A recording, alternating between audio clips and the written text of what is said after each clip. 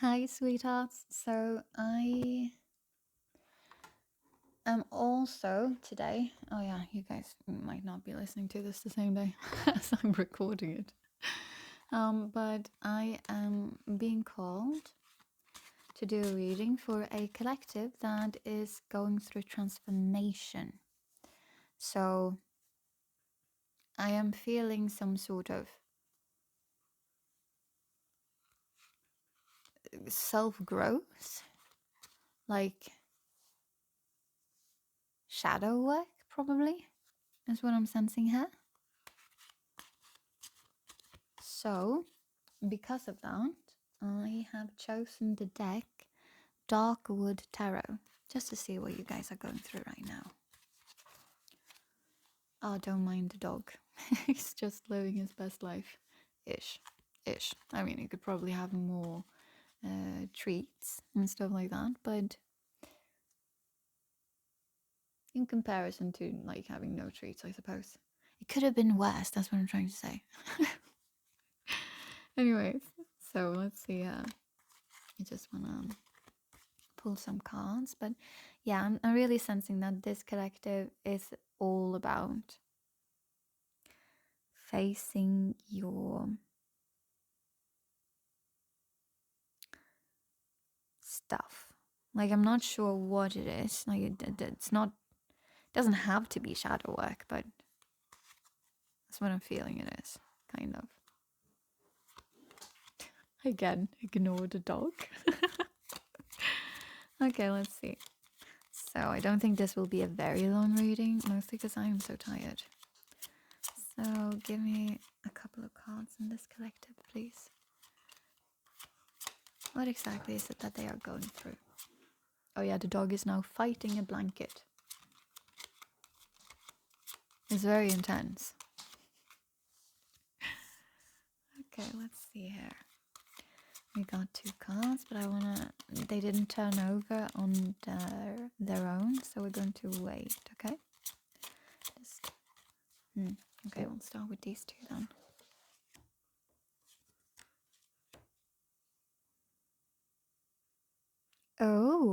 Oh yeah, definitely. Oh, that's brave. Okay, so this collective, we're starting with 10 of Pentacles, you know? So it's like a completion of a story or ultimate happiness. Not happiness, but like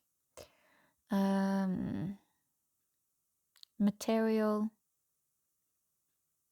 I want to say comfort.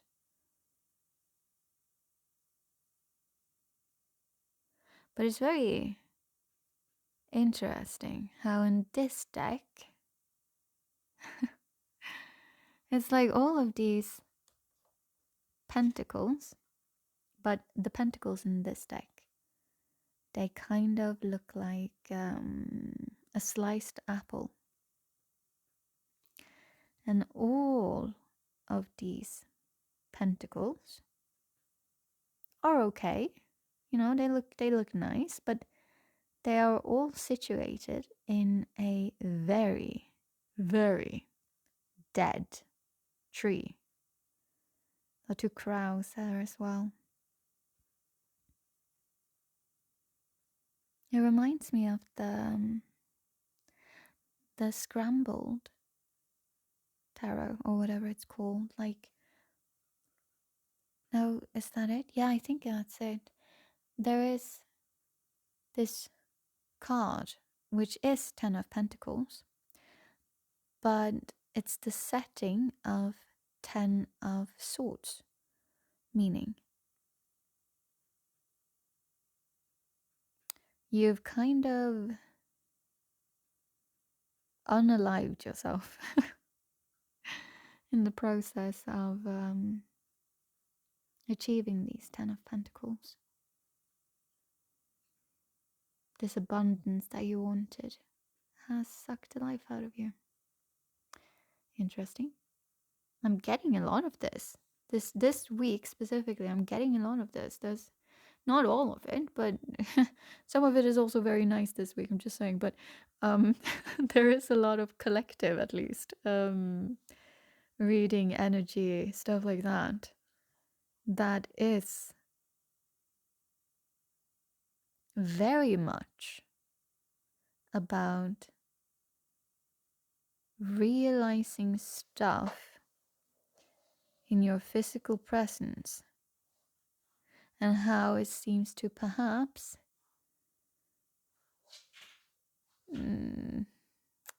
not align with you, or like in this case, it literally looks like it's drained the entire life force out of you. And with the crows, I'm like, it feels like you also have had this nagging intuition with the crows. You know, they can sense stuff, at least mythologically here. They can sense stuff, they can see stuff, they can feel stuff. They are the intuition, kind of. And they are there, standing on these dead branches, not at all impressed over the pentacles. But they are there, but I think you've just ignored it up until now. They've quite likely tried to speak to you. You know, your intuition whispers. It's the quiet voice that is very easy to just push aside. Your anxiety, on the other hand, screams. Screams and demands your attention. Because it's so frightened. It's like a frightened child. And so, as often happens with children that scream, they gain more attention from the adult, which in this case is you, than the quiet child. The one that's easy.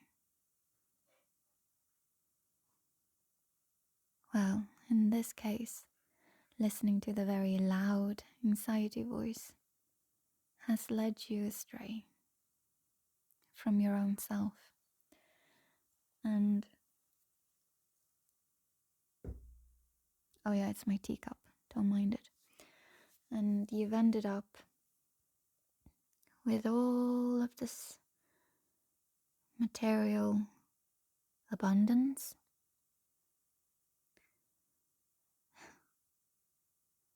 and nothing left of yourself. That's so sad.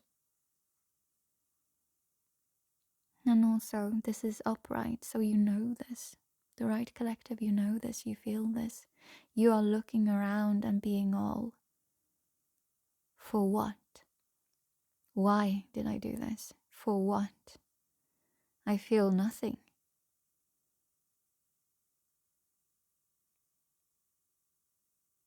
I feel nothing. I wish I did, but I don't.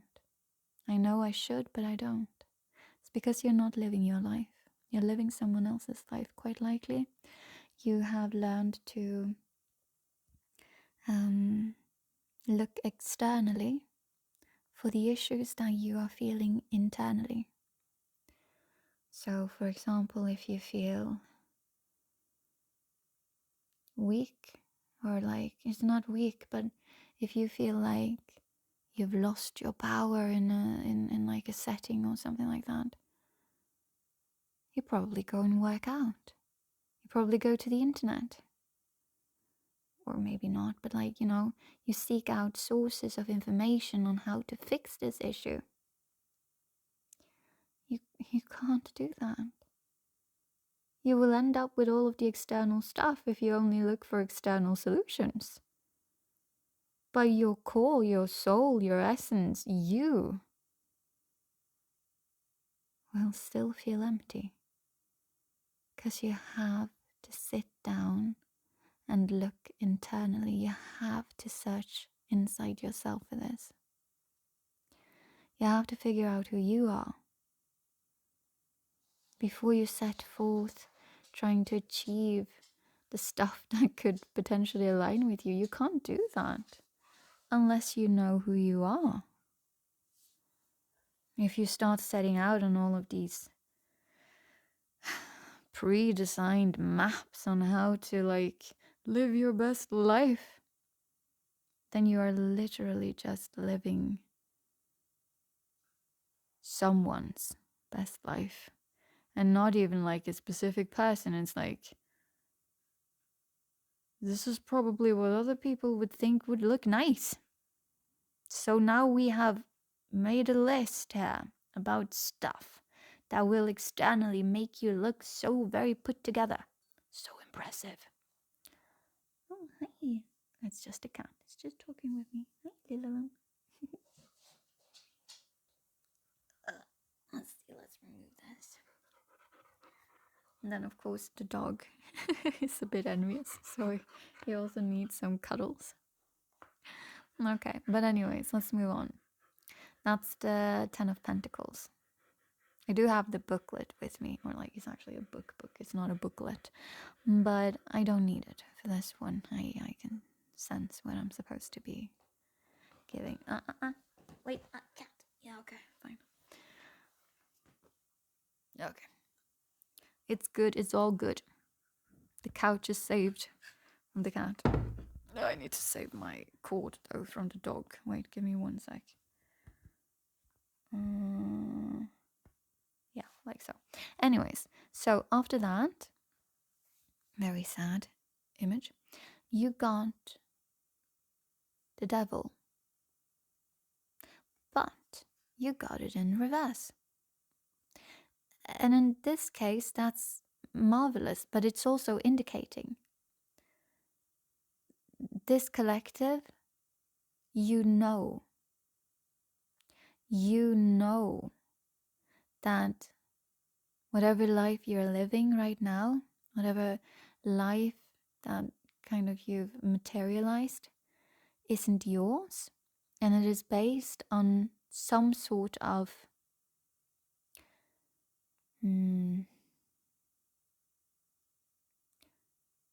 loop. I really want to say karmic loop, but it might be understood a bit differently than what I mean. So it's more that you have not looked internally, you have not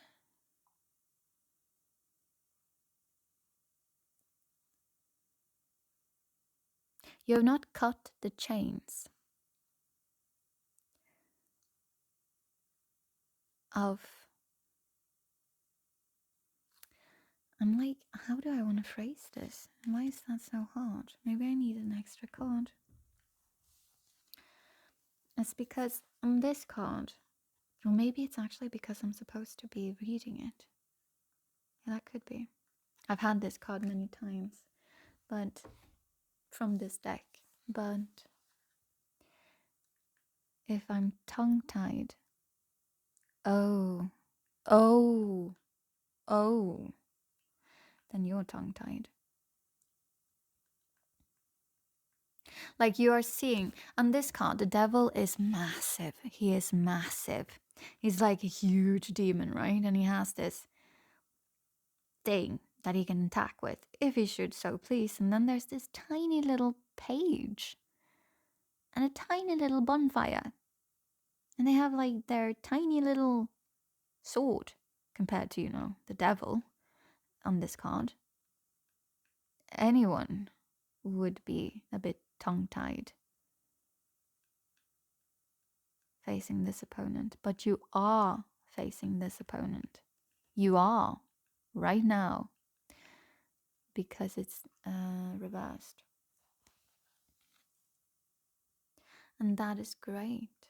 But I genuinely, I feel also doing this is going to change your entire life. And that's what you need because of the whole like dead tree situation in the 10 of Pentacles. But it's also what you want because you would never have embarked on this journey because this is painful. Facing your demons, your loops, your conditioning, your shadow. It's not exactly an ego boost, In fact, many people call it an ego death. It's not. I really don't like that because it kind of, you're not supposed to be removing sides of yourself. You're supposed to be truthfully seeing them. The dog is breathing very open mouthed. Just so you guys know, I don't know if you can hear it. It's almost as if he's been running. He has not, but okay. But yeah, I can't remember what I was saying. Okay, it was probably not that important then. Anywho, let's go then. I'm going to be reading the death card for you. Unless it's like super long, then I'll only be reading parts of it. Let's see. Ooh, the lovers. That's my card. Haha. Let's see. 15. Come on, come on. Where are you?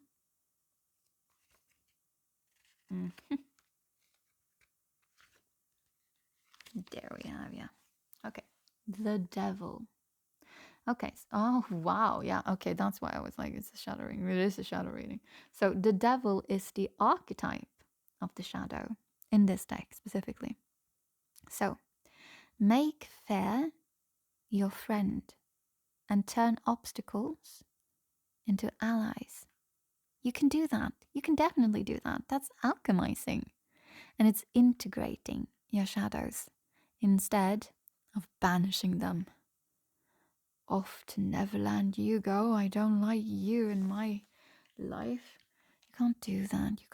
You can't throw away parts of yourself. You can't overpower parts of yourself. Like, you're doing no better than the adults in your childhood that was telling that and that side of you that they are not worthy of love, of respect, of anything but probably shame or whatever. And so it's still, you have shame attached to those sides of yourself, or also if it's like a thing, a side within yourself that you can tell that one of your parents had, then if you've been putting it into your dirty little shadow corner of a Neverland, then facing that will be very painful.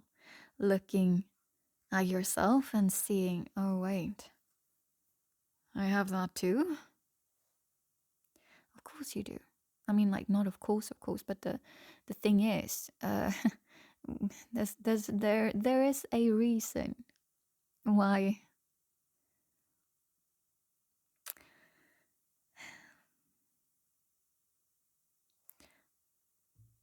people who grow up in family settings that might have been, for example, now dysfunctional in some way or another. For example, perhaps the parents were more involved in themselves and their own issues, and or maybe they were emotionally unavailable, or it was kind of like back and forth. Like, there's a lot of tiny things, and it doesn't even have to have been like super extreme, but so long as there were facets of all of this to a certain degree, and at a point where you were completely your ego, the limbic brain, if I remember correctly, it's like the very childish part of our brain. It's no, I can't. I'm not going to try and explain it because I can't. So I'm not going to do that. I would have to read up again first before I could do it. But anyways, the point is, it's not easy facing these shadows, but it's brave doing so. And there's lots of healing in it by seeing your shadows and loving your shadows, because you can see, one, why they exist, two, the function of their existence, and three, that the shadow is quite literally just trying to protect you, to keep you safe. Shadows are, often at least, are armor, but they are also our autopilot, because we do not dare looking them in their eyes, kind of. And you can't really do anything with something you refuse to see. At least if you can see it, you can do something with it.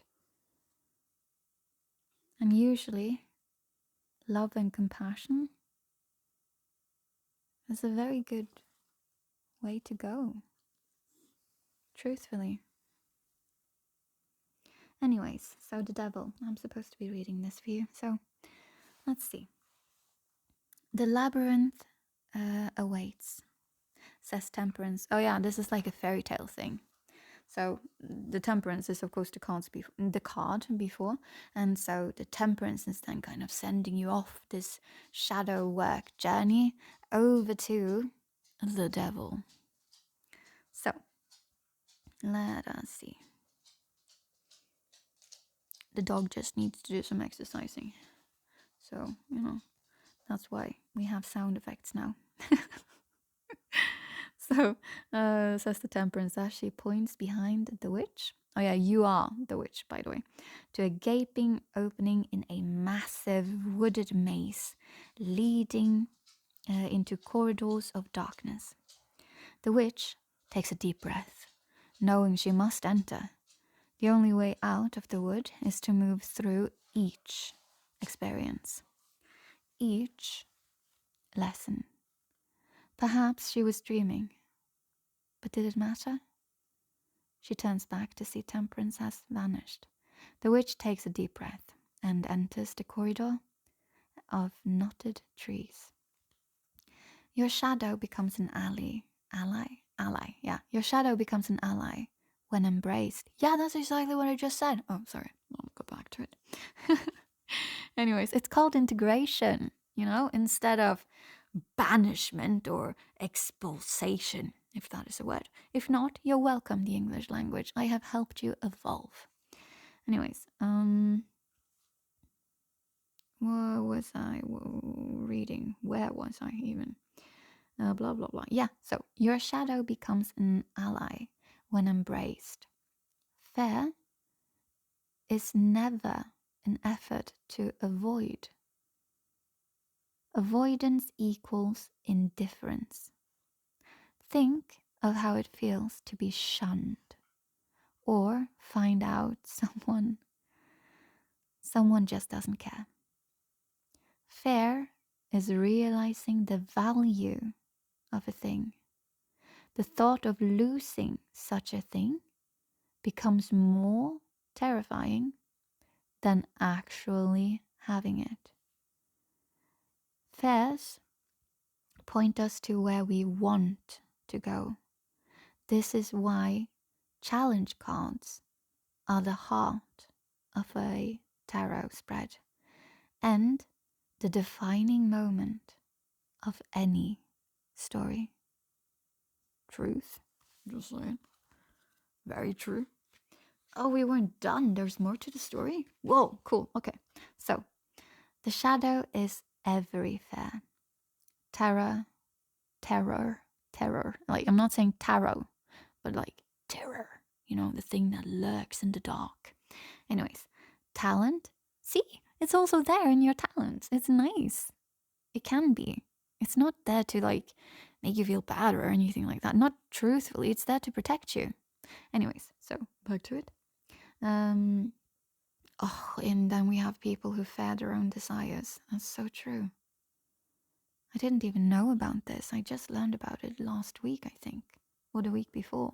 It's very sad because it also showcases that you have no trust in your own wants, in your own feelings, or your own fucking body.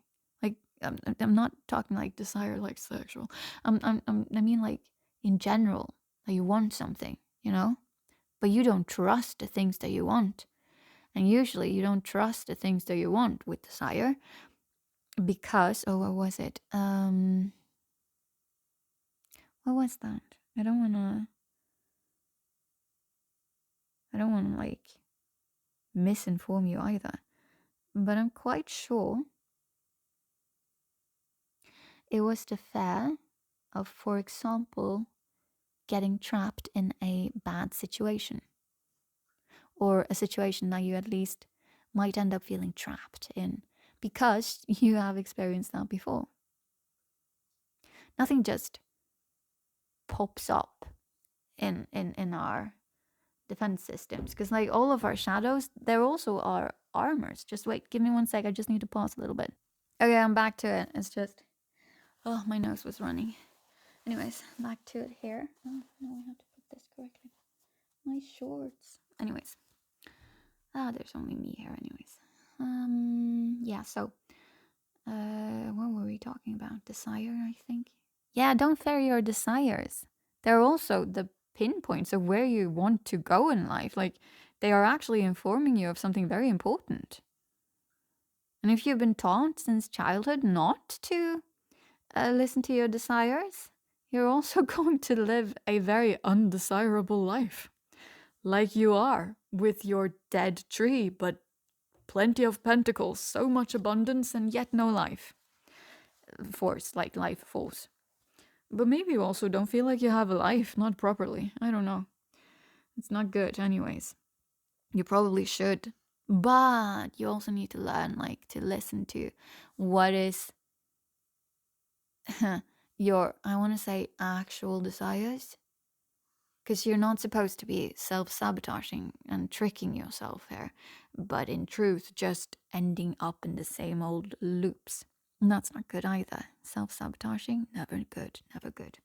Anyway, so the shadow is every fear, terror, talent, desire, wish, and expression. Buried, whatever, that thing, where you dig something down, for example, within the wells of the subconscious.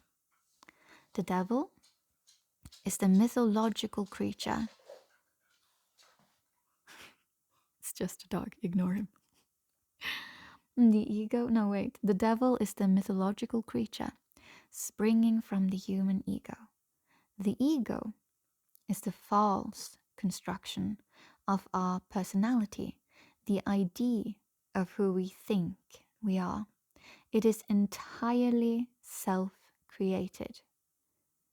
We need not destroy our ego. That is very true, by the way. We simply need to recognize it for what it is and no longer be controlled by it. Yeah, exactly. There's a difference between destroying and not being controlled. You don't have to be all black or white. The world is not, so you should also not, use that as a compass. I'm going to be led astray. Either this thing is good or this thing is bad. Either I am a good person or I am a bad person. Either people love me or they don't love me. Either I'm doing the best choice or I am doing the worst choice. Okay, I have to stop now because I'm like, but you get my point. It's not true. That's the real point. It's all illusions. It's an illusion. It's an illusion. I don't really know what song that is. Okay, anyways, let's see. The ego, blah, blah, blah, falls. Yeah, it's the ego is almost our armor that we created as a very young child to protect ourselves when we were too small to be truly able to. And we didn't find in any of the, potential situations you could end up as a child. In any of those potential situations, we didn't find anyone else either that could protect us, and we were far too small to do it ourselves. So we find coping mechanisms, and they are amazing, and they will. Our coping mechanisms deserve nothing but thank you. Thank you for having been there and been part of my armor. Because without you, who knows if I would have, well, you probably would have, but still, the things that you did to protect yourself were also the things that brought you into adulthood or whatever hood you are in. But I choose to be in adulthood. It's a very nice hood, you know. We have like gang handshake stuff. Okay, I'll stop now. Sorry, I like playing. Anyways, back to it. I don't really know what I was talking about, you see. So, labyrinth patterns. Oh, yeah, okay, we're back to the story now. Okay, grab your popcorn and also your tea if you have one. And if you don't, sucks to be you, because I definitely have one. Anyways, labyrinth patterns appear across the natural spectrum in galaxies. Yeah, isn't that cool? I love the galaxy. Anyways, seashells, they are also amazing. And even snails.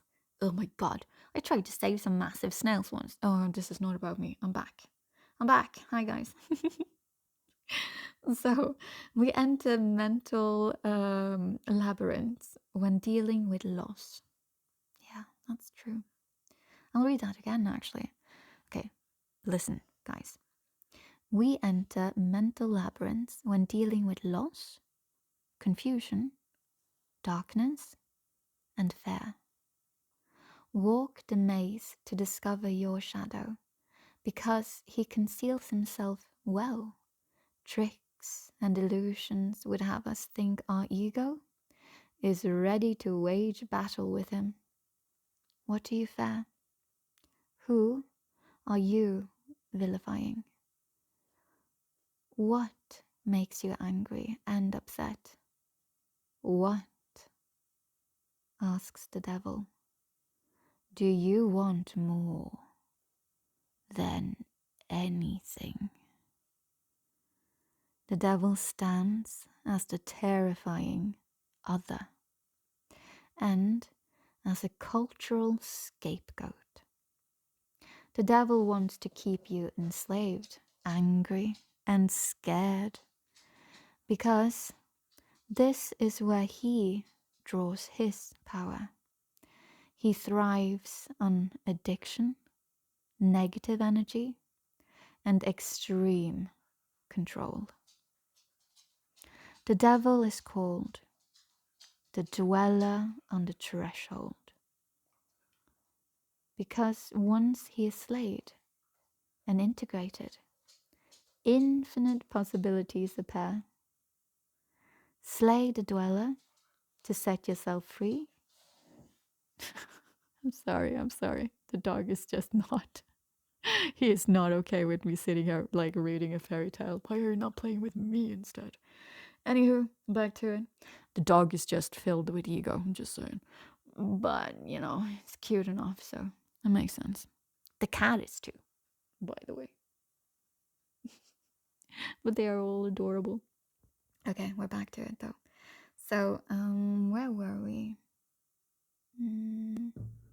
Yeah, so he thrives on addiction, negative energy, and extreme control.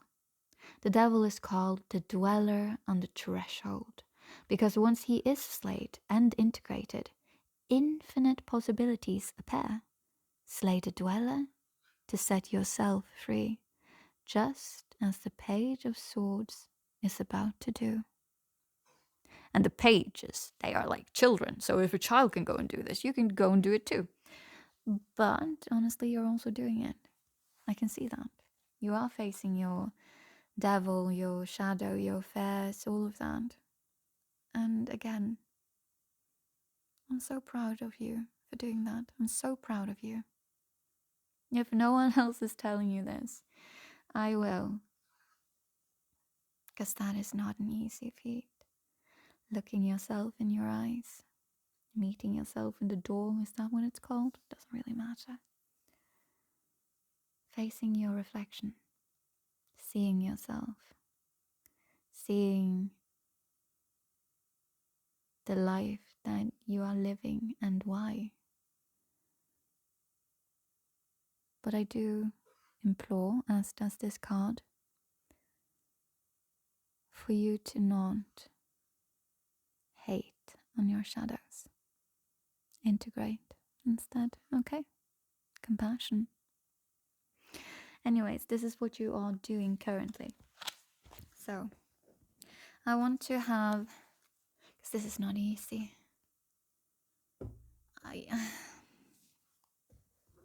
I'm unsure if I should even check what kind of specific shadows you are facing, because this is such a universal message. I think it would resonate with lots of people, and it might confuse lots of people if, because I do stick with the whole, the story has to fit, or like the details have to fit for it to be your story. But this is so general, it's almost as if the entire universe is just reaching out and saying, we know this is hard, to all of you who are doing this right now. We know this is hard, to realize that you have lived a life that is not your own, and you have ended up becoming comfortable in that life at the cost of your own, probably, life that you don't even know what should look like. Your entire tree trunk is dead. And I'm so sorry. But you are brave for facing this. So I'm not going to. I have cards that I could check. That's why I'm like, oh, should I check? But I don't feel like I should. Specific shadow work. So instead, I want to check, what does the universe want you to do now that you are standing there, facing yourself bravely, might I add? What would the universe like to tell you? Their sweet collective.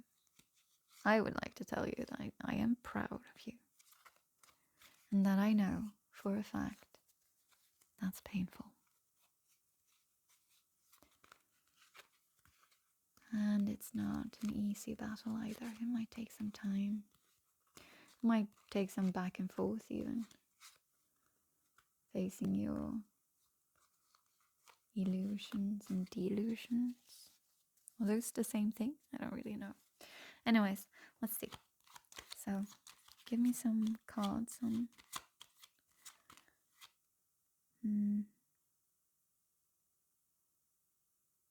No, give this collective some guidance on what to do now. What to do next. They are facing their devils. What do they do now? Let's see. We got one card. It was the Fool. The other way around. Upside down. For me, it's indicating that you're not supposed to be discarding all that you are and just be like, oh, well, I was broken. That's nothing to do with that. Need to just throw everything away now. Ooh, do I even have an identity now? No, don't do that.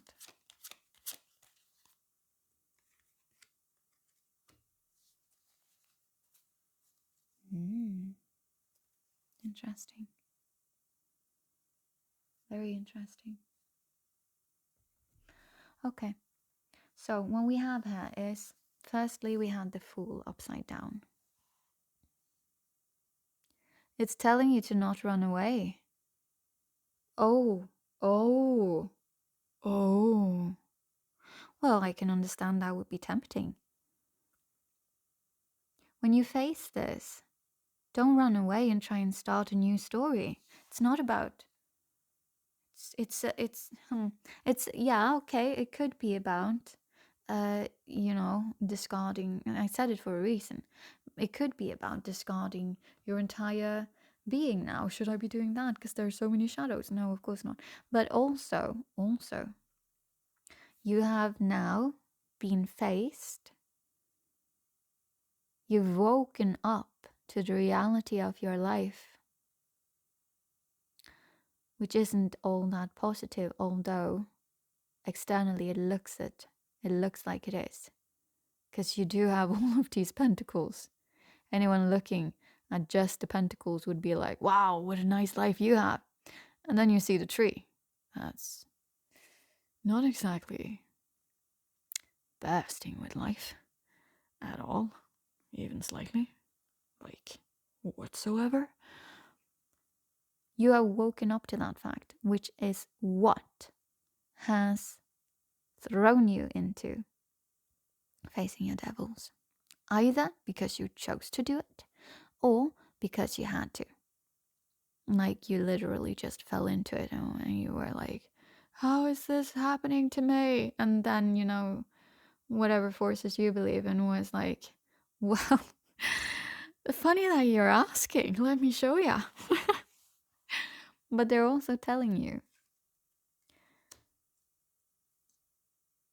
if, and you need to look at this, okay? Because this could also be a shadow and this can be a bit painful. But me sugarcoating isn't helping you. So I'll not sugarcoat. I won't do that. I genuinely want to help. So you might be a person who starts lots of fires and then you run. I'm saying it because in this devil card, there is that tiny fire. And the page being so young, so small, it wouldn't be unreasonable for this page to see this massive devil and then decide to run. That would not be unreasonable at all.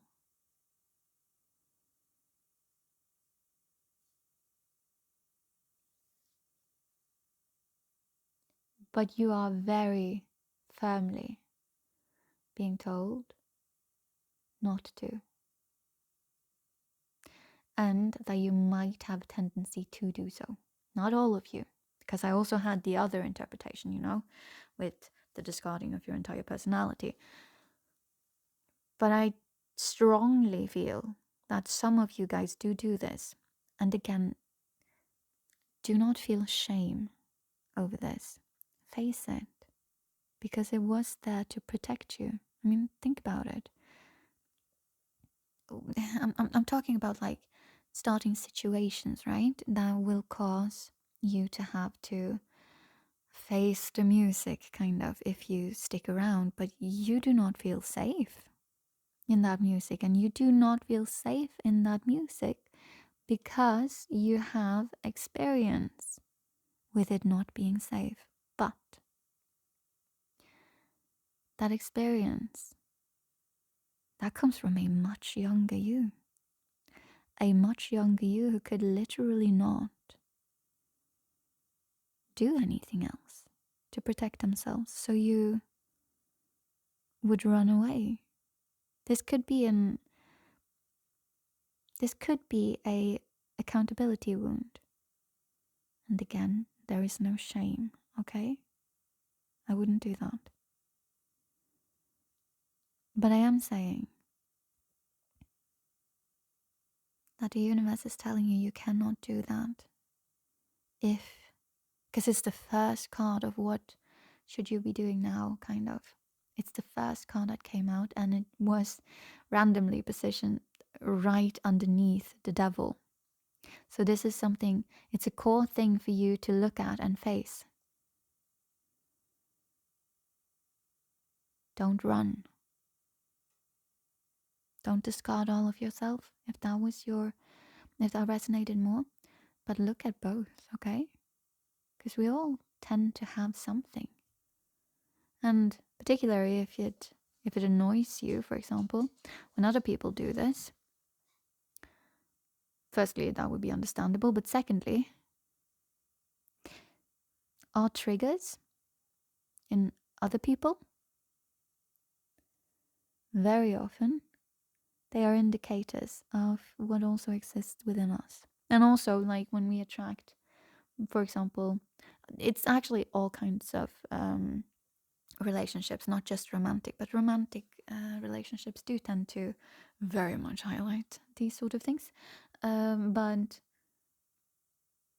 we usually attract our yin to our yang, or yang to our yin. So If you're constantly attracting basically the same story over and over with just a different face, the same game but different players. Or maybe you're also showing the same pattern in those sort of relationships. It's not or, actually. I was thinking about something, but it escaped my mind. But the point is, it's brave to look at that as well. And seeing it means that we can work on it. And so you don't have to repeat the same patterns over and over again. You can get to live a life where you also, like, you can have all of these pentacles. But wouldn't it be nice if your tree was also alive? I genuinely think it would. Wait, I just need to shift a bit. Okay, so, anywho, don't run. That's what it's, the card, that's what it's telling you. The universe, I suppose, or whatever forces you believe in. But next to it, we have the King of Swords. Sorry. He is actually upright, which is great. Wait, what do I say when they're not upright? Doesn't matter. This is the right way around. And for some reason, in this card, that's like the, what's it called? The bird that eats dead stuff, you know? The opportunist. But it's also the bird that kind of does the dirty work. It's like, you know, no one else wants to do it.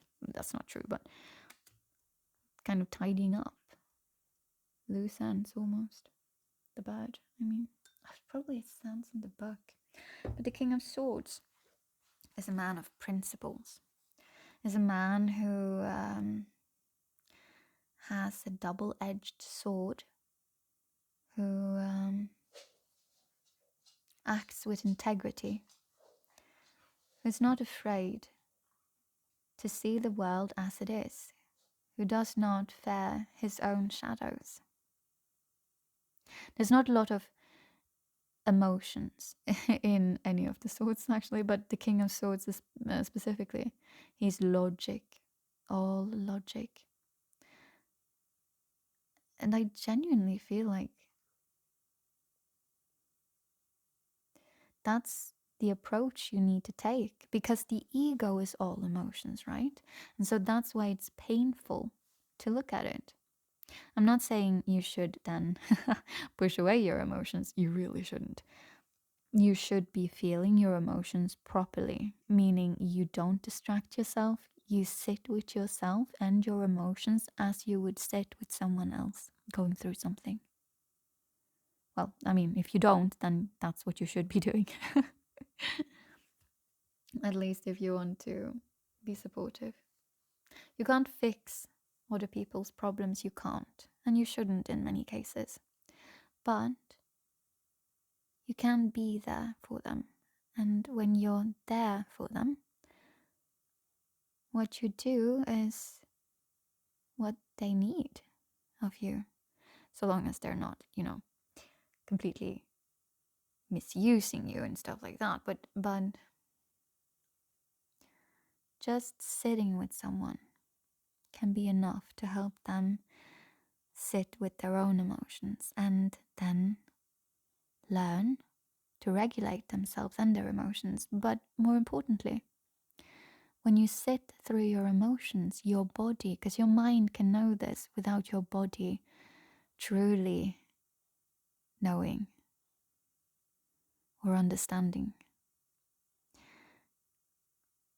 If you can sit through your emotions, then your body learns that you did in fact not unalive yourself.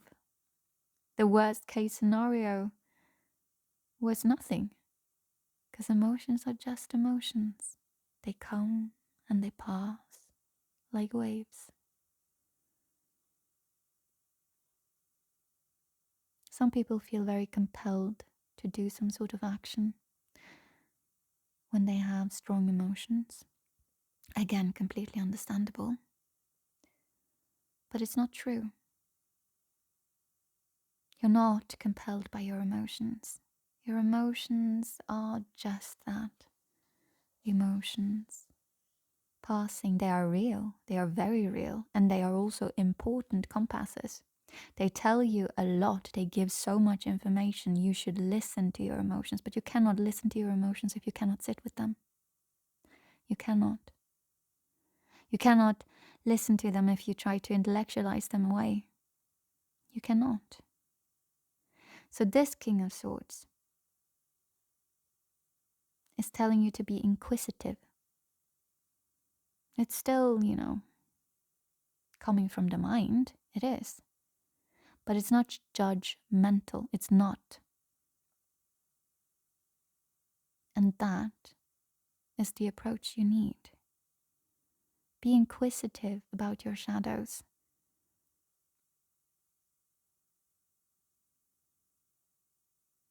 Learn why they exist, what their function is, how they have been saving you. Show them the grace of a thank you and respect. Don't shame them. Don't do what others have done before you. Don't. It will not. It won't help. It won't.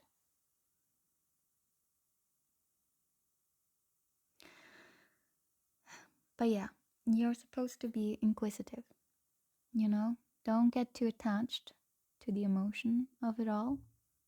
Feel it and let it pass.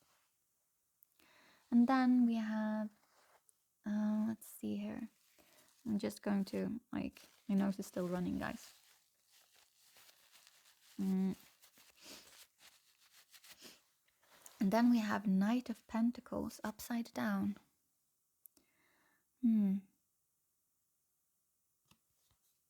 With a bat? No, it's an owl. Wisdom. He's kind of holding the pentacle.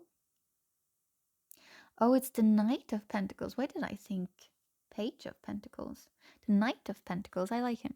He's very he's very slow. It's the slowest fast moving energy in the deck. I don't even want to call it fast moving.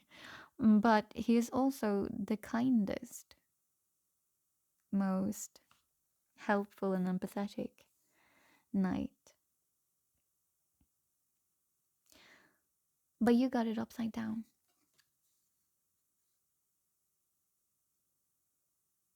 It's strange that this is the most empathetic knight.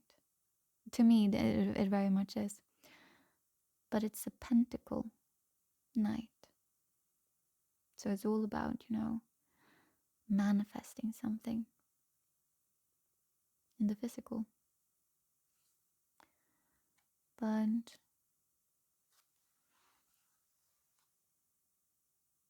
what I am sensing here for you guys, for this right collective, which might actually be very broad this time,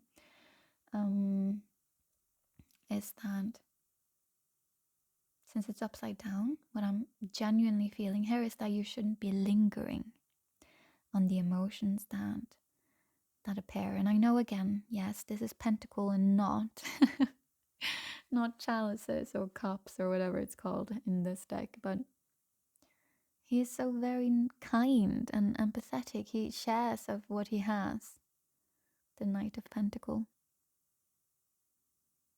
And he kind of establishes stuff like connections and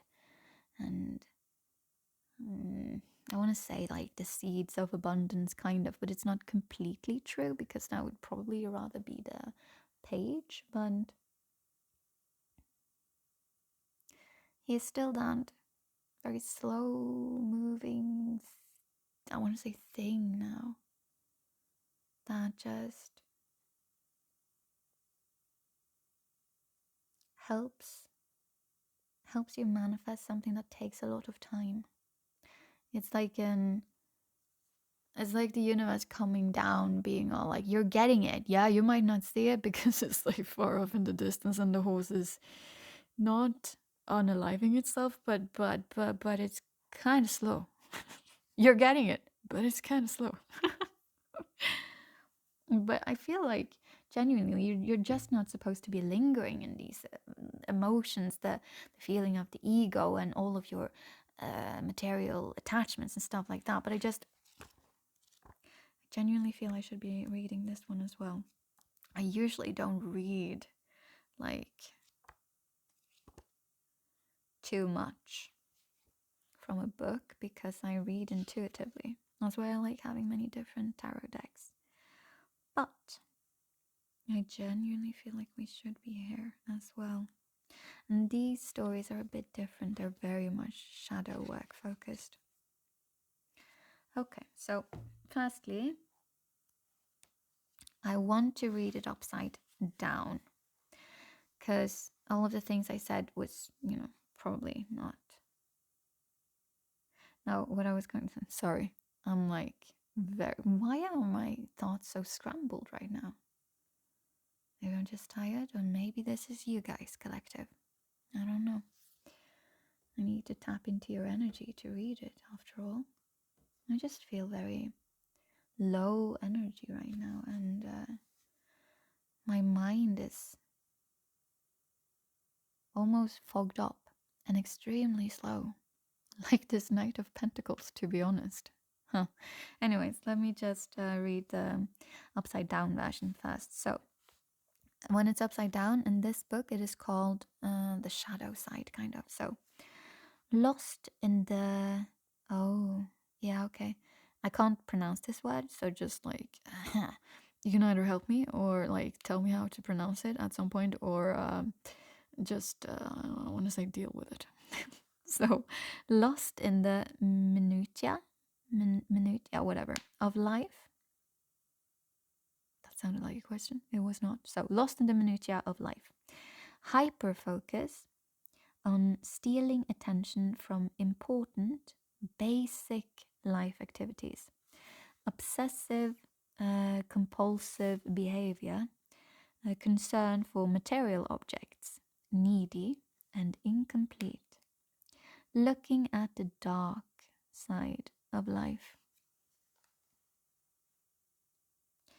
Yeah. It's basically what I said, but it's also adding in the whole like, don't distract yourself with things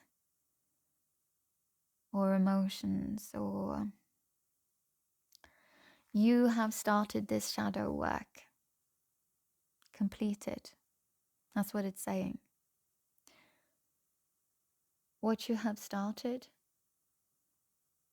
is important to end if you want to grow. Do not run away. Now we're going back to the Fool. From the fires you've started, or ignited in this case, which is the facing your shadows actually. But maybe it was also ignited by something in your life, your physical life, that you kind of want to run away from now, but then it's telling you not to. The cards. But it's also telling you don't distract yourself intentionally. I don't know if you guys can hear it, but it also started like really heavy raining over when I started talking about the Knight of Pentacles and its shadow side. So I'm taking that as a sign. Don't run away from it. Don't distract yourself. Rather, let it all pass through you like rain. Feel it as long as it's there. But don't get caught up in it. Don't ruminate on it. Don't start re-traumatizing yourself by shaming yourself. That's not the point. Be the King of Swords. And then you had the Star upside down, which actually had me a little bit okay. kind of feeling. Because, why? I love the star. It's my favorite card, but I do prefer it when it comes, the kind of bright side around. But again, nothing is bad. It's just telling you to look at something with a slightly tilted head to see it from a different angle. So, shadow side of the star card. So the star card in general is indicating, hope and knowing your path, finally seeing your North Star, healing, stuff like that. And it was the healing aspect that made me kind of react a bit since it's upside down. But anyway, so. Oh. Oh, okay, no, okay. In this book, it actually makes so much sense. Okay, so the shadow side of the star in this deck is saying, thinking life should always be brimming with pleasure. It's not something you should be doing. And then also, the assumption that fairy tales are true. This is romanticizing and running away in fantasy again. It's actually the same thing as the Knight of Pentacles, upside down-ish, but it's even more profound. You really, oh my god, okay.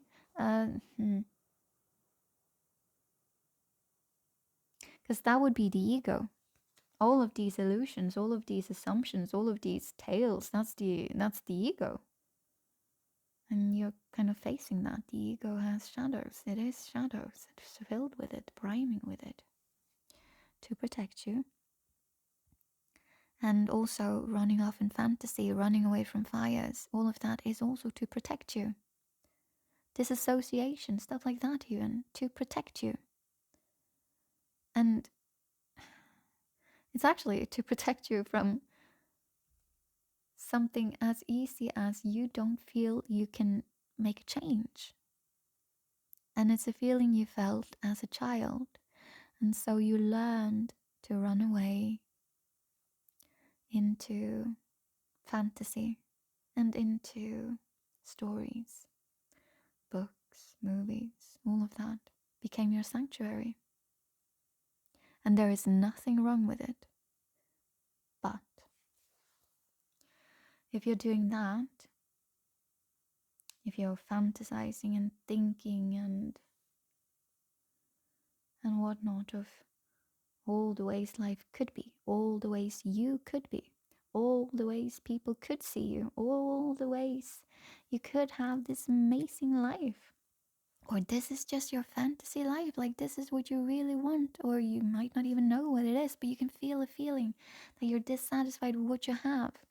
Because clearly also there's a reason for it. And like in this collective, truly your tree has no life force left. It has nothing. And that is the beginning of this whole reading, So there's a reason for it. But this card is telling you, oh God, it continues. Yes, all of this is, okay, I'll just finish it, okay? So, the shadow side. Thinking life should always be brimming with pleasure. The assumption that fairy tales are true. Thinking outer perfection is everlasting. Preconceived ideas of everlasting bliss lead to disappointment and distress. Using others to justify your behavior. Trying to make things nice on the outside when the inside is festering. Dishonesty. Shallow thoughts and behavior. This is all referencing back to the Ten of Pentacle cards. Not cards, but card. You need to keep your tongue straight in your mouth. I don't know if that's an English phrase or saying, but it is a saying that I use in Norwegian. I'm just directly translating it. Doesn't matter. Point is, you actually need to be very much aware of yourself because you do risk falling straight back to your old ways. That's what this is saying, all of it. And then for this collective, I chose to also have an undercurrent card, meaning for your kind of guidelines from the universe of what you should be doing. This card is the card that you should be. It kind of defines all of it. It's part of reading every single one of these cards, but as I do actually read the cards together, this is sort of the energy that we need to be aware of. But this one is Seven of Swords in reverse. So Seven of Swords upright isn't necessarily bad at all, but it is about, being sneaky and whatnot. So it is often viewed a little bit as a not necessarily amazing energy to bring into a reading. But there are, of course, times where being sneaky is kind of what you need to do. But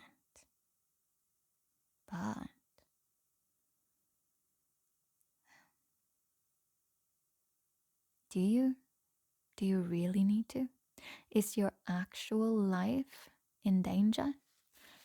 Or is this a coping mechanism that you just want to avoid the feeling of pain by facing up to something or someone? Or even yourself, You can also trick yourself, sneak around your own truths. But anyways, this one was in reverse. So, because of that, I really want to read this one. The reverse, at least. Let's see. So, Seven of Swords, Shadow. Oh yeah. Oh, it's the exact same thing as the King of Swords was telling you guys, actually. So, okay, Shadow. What are you hiding from? True avoidance of a person, place, or thing is indifference. This is very important. I'll read this again. True avoidance of a person, place, or thing is indifference. The conscious desire to avoid something usually stems from desire. That's like completely opposites. That's complete opposites. True avoidance of a person, place, or a thing is indifference. The conscious desire to avoid something usually stems from desire, which is funny because we did actually speak about desire, and so there is a point. Yeah, there's a point, but like there's a reason for it quite clearly. There is something for at least some of you guys that it has to do with desire. You don't understand desire as a guiding arrow, kind of. Like it's kind of like with guilt. And that too is a feeling that we have because it's trying to tell us that we really need to do something, to fix something, to make amends. That's when we feel guilt. Now, if we feel shame, on the other hand, guilt is a situation. Have a conversation. Oh my God, that was rhyming. Anyways, so that would be guilt. But shame, that is the person. The person is shameful. And often that is a thing that many can struggle with. But the point is, desire is also an emotion that you have because it's trying to make you act. Like, again, we shouldn't act upon emotions. Well, that's not true. What I mean is that we have responsibility and accountability. We need to take that for the actions we make or do not make when we're feeling different emotions, like because we can control them. We just choose not to. I know that's harsh, but it's actually true. I mean, I use this example all the time, but and it's because I read it somewhere, okay? It's not like, oh, I read it somewhere. It's from the book The Courage to Be Disliked, I think. Yeah, I think so. The Courage to Be Disliked. I highly recommend the book. It's one of my favorites. But it uses the example of a teenage, no, the mother of a teenage daughter is very much reprimanding her teenage daughter because of something. And it's like, it's very, she's screaming and whatnot, and they're both screaming at each other. But then, ooh, the phone rings. And when she answers, she goes like, yes, hi, because you know she's still in it. But then it's like, yeah, hi, so it's the teacher of like XYZ, the teenage daughter. Yeah, I know, it's a great name. She's probably like, who is it that owns Twitter again? Sounds like it might be their child. Anyways, back to it. Names are important, okay? How can you name your child that? Honestly, what exactly is it that you want your child to be carrying with them in life? Like the feeling of being a robot, and like one of those clone things from Star Wars? Like, what exactly was it that you felt this name would hopefully be granting your children, like not skills, of course, but like, I don't know. But we do know for a fact that names matter. We see similarities. Okay, I shouldn't be ranting on this, but this is important, okay? Like, names matter, words matter, thoughts matter. And people who are named the same do actually end up having, and we don't know why, but scientifically we do actually see a correlation between it. Like, if you're named that, then you it's probably also cultural, you know, because you get certain expectations. If you're a Chad, then you're supposed to be like that. Well, then you go and become that, because we are extremely malleable, you know, as human beings, which is nice, but it's also not nice if your name is XYZ. Anyways, and it's also a core part of your identity growing up. It's like your name is any human's favorite word. You kind of want that favorite word to hold as many positive, amazing things and feelings and meanings and whatnot as possible. You know, stuff that you want your children, hope that your children can bring with them forth into life.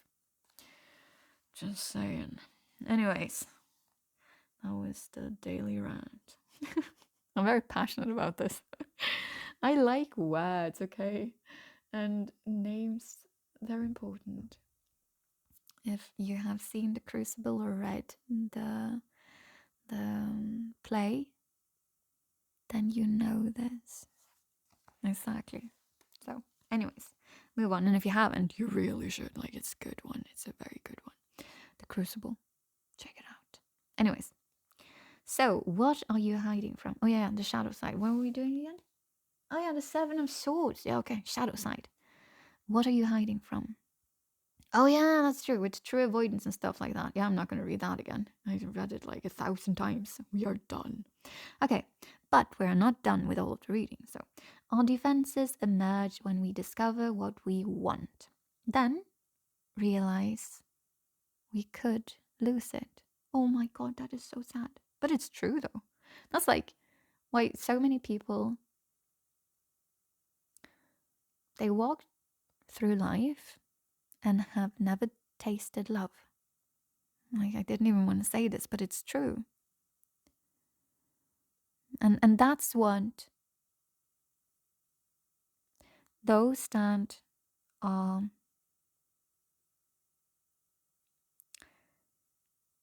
facing troubles with intimacy. Like, I'm not talking physical intimacy. Like, I'm talking about like it has a word, I think, but I can't remember right now. Anyways, like you struggle with intimacy like relational intimacy, emotional intimacy, all of that, because you could get hurt, and you have been hurt before. That's where it stems from. Usually like childhood, always. Or it could also be like a very toxic relationship, not necessarily romantic, it could be friendships, anything really. But anyways, intimacy was painful, because you do try and get that as a young child, but it was painful. And then it became scary. And so now, if you are faced with someone wanting intimacy with you, you probably run. And if you decide to not run and sit with your feelings, it's quite likely pain you're feeling because of your nervous system. It's wired like this right now. And you can change it. And you can change it, pain or anxiety, or both. Oh my god, what is happening with my voice? God damn it, I'm turning into the devil. Oh, it's probably just my spirit guides talking through me, which has never happened ever. Just saying. So, like, let's ignore that hard because it sounded very creepy. Anyways, I've been drinking and I don't sound like I'm possessed. So, yeah, anxiety and all of that. But you can fix it. The thing is, you need to sit through it though.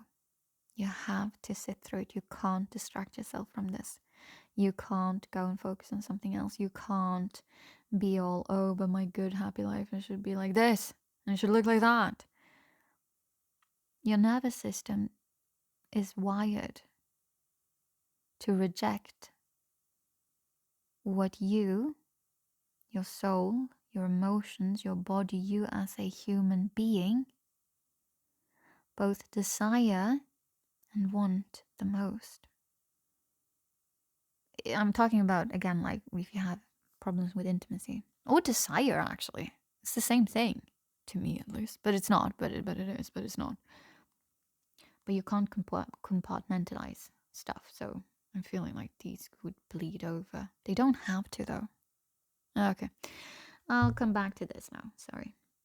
I'm not actually sorry. If I was, I wouldn't have done it. Anyways,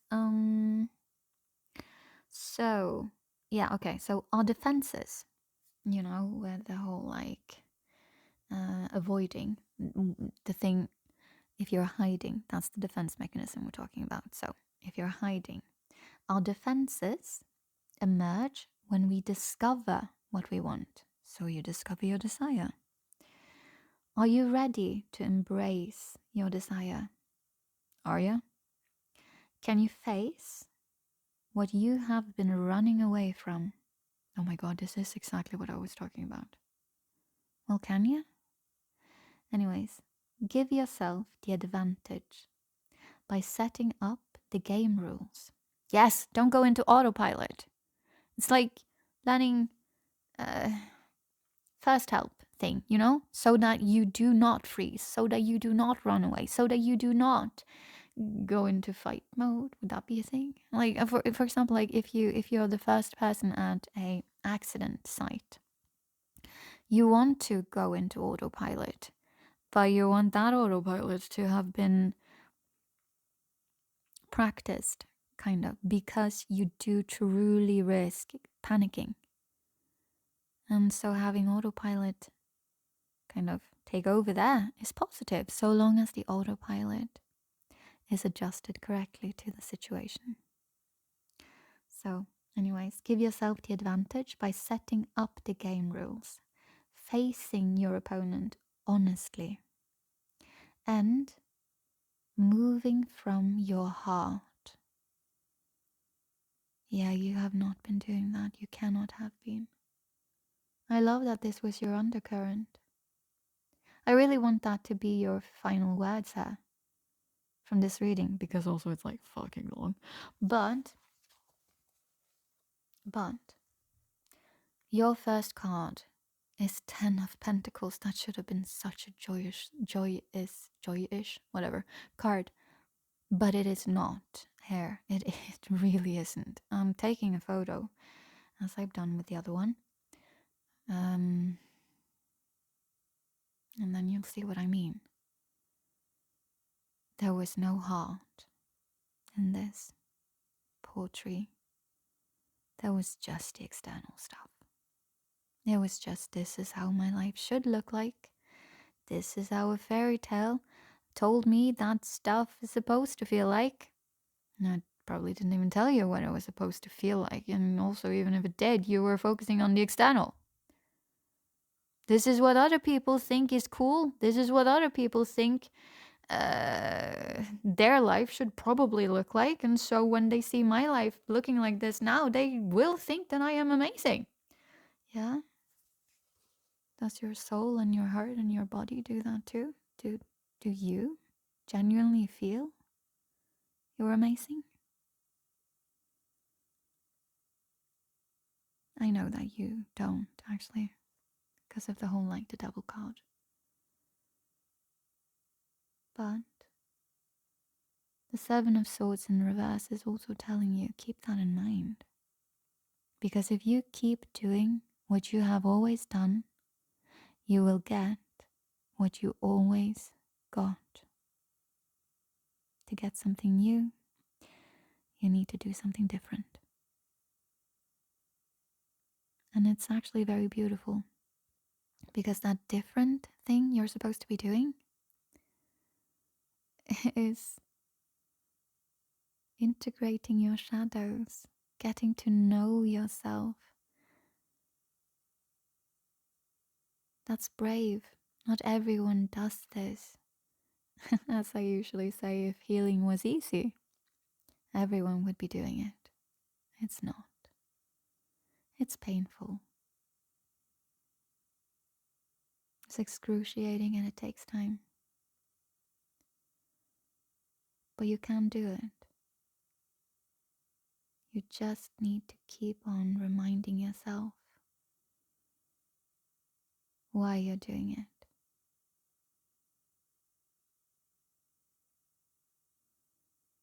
And you need to keep on reminding yourself your nervous system right now and your ego, your autopilots, all of that. It's not malfunctioning, but it's kind of run by lots of scared children in many different situations. Like lots of very young versions of yourself who were facing situations you were far too young to be able to face properly.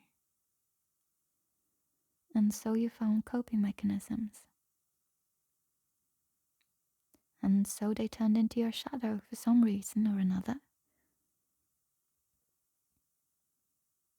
Doesn't really matter why.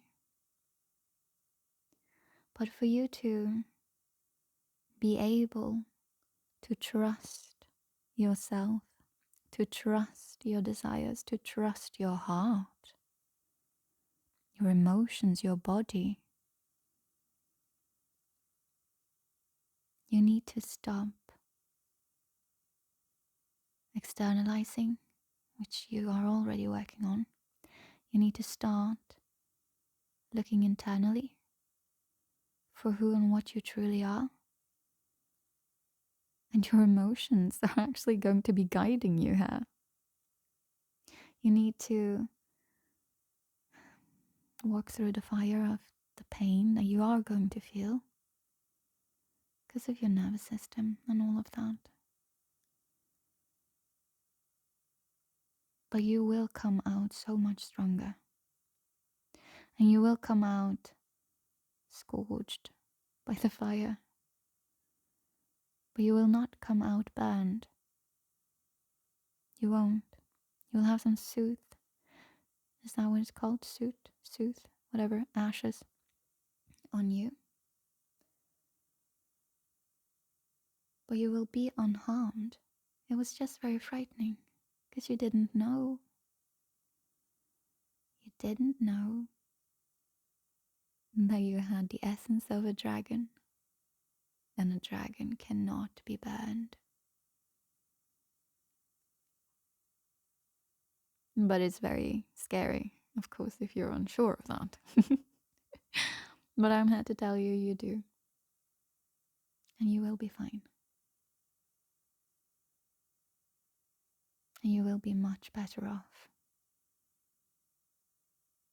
when you finally find your heart and trust it too. Okay, I will end it here now, and I'm extremely proud of you guys. What you're doing is hard. It will take time. Try not to run away into fantasy. And if you do, that's okay. That's okay. Just catch yourself in it and gently, kindly push yourself back into facing your shadows. You can do this, okay? Okay, have a lovely whatever time of day it is. I will go and do some other stuff that I need to get done. So, talk to you guys later. Mwah. Love you all.